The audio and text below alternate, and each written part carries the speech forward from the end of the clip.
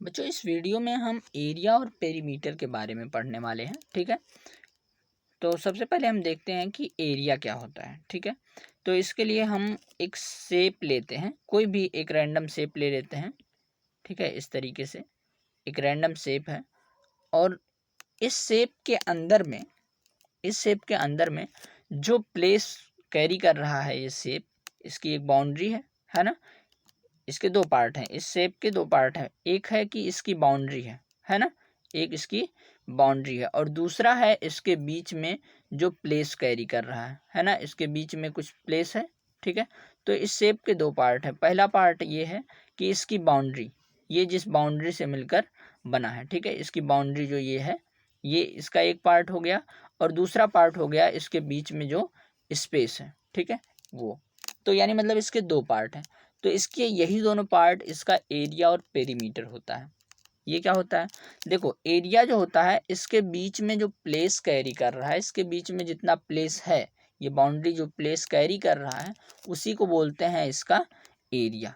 ठीक है, तो बेसिकली एरिया क्या होता है, एरिया होता है प्लेस अंडर एनी कर्व या फिर कह सकते हैं ज्योमेट्री। ठीक है, तो एरिया क्या होता है, एरिया होता है प्लेस अंडर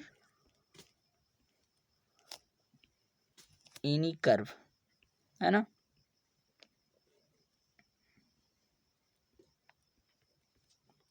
और ज्योमेट्री। ठीक है,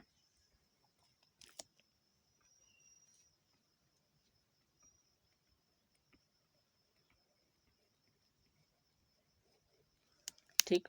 तो हमारा जो एरिया होता है वो होता है कोई भी प्लेस जो कैरी करता है, कोई कर्व या ज्योमेट्री। ठीक है, कोई शेप जो होगा इस तरीके से, कोई कुछ भी होगा, कोई भी ज्योमेट्रिकल शेप हो या कैसा भी शेप हो, वो अगर कोई भी प्लेस कैरी कर रहा है उसके अंदर में, है ना, क्लोज कर्व होना चाहिए, है ना, क्लोज होना चाहिए। क्योंकि इस तरीके से नहीं होना चाहिए कि अब इस तरीके से अगर हम कुछ बना देते हैं कर्व तो इसमें कोई एरिया नहीं है। ठीक है, क्योंकि ये क्लोज नहीं है। अगर इसको हम क्लोज कर देते हैं इस तरीके से तो फिर इसके अंदर में कुछ एरिया आ जाएगा। ठीक है, तो इस तरीके से अगर कोई क्लोज कर्व होता है, कोई ज्योमेट्री होता है, तो वो जो होगा उसके अंदर में जो प्लेस होगा उसी प्लेस को हम क्या बोलेंगे, एरिया बोलेंगे। ठीक है,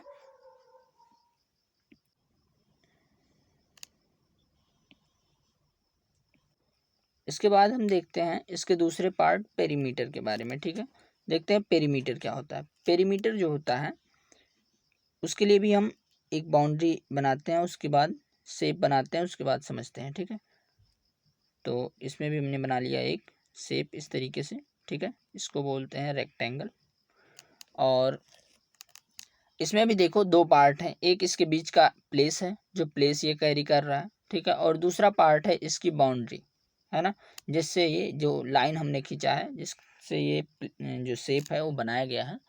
तो इसके यही दो पार्ट होते हैं। ठीक है, तो पेरीमीटर जो होता है वो इसके बाउंड्री की जो लेंथ है उसी को हम पेरीमीटर कहते हैं। ठीक है, कोई भी शेप होता है उसकी बाउंड्री की जो लेंथ होती है, जिस बाउंड्री से वो मिलकर बना गया है। ठीक है, बाउंड्री का मतलब ये नहीं है कि अगर हम इसमें बीच से एक ऐसे खींच देते हैं लाइन तो ये उसमें इंक्लूडेड नहीं रहेगा। बाउंड्री का मतलब जो चारों तरफ से जिससे ये घिरा है। ठीक है, आउटर मोस्ट बाउंड्री। ठीक है, ये बीच वाला इस तरीके से अगर हम बना देते हैं तो इसको बाउंड्री नहीं मानेंगे। ठीक है, हम इसी बाहर की जो लेंथ है, इसकी बाहर की बाउंड्री की जो लेंथ है उसी को हम क्या बोलेंगे, पेरीमीटर बोलेंगे। ठीक है, तो पेरीमीटर क्या होता है, पेरीमीटर जो होता है वो होता है लेंथ ऑफ बाउंड्री।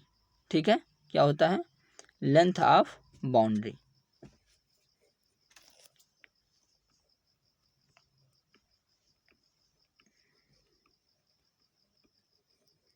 ठीक है, जो पेरीमीटर होता है वो क्या होता है, पेरीमीटर जो होता है वो होता है लेंथ ऑफ बाउंड्री। ठीक है, तो इस तरीके से हम एरिया और पेरीमीटर को समझ सकते हैं। कोई भी अगर शेप बनाते हैं हम तो उस शेप के दो पार्ट होते हैं। पहला पार्ट होता है उसकी बाउंड्री जिसको हम पेरीमीटर बोलते हैं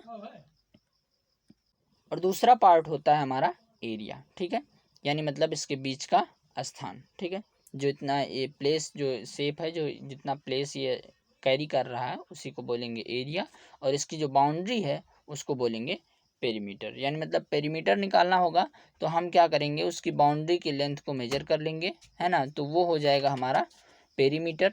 और जो इसका प्लेस जो कैरी कर रहा है वो हो जाएगा इसका एरिया।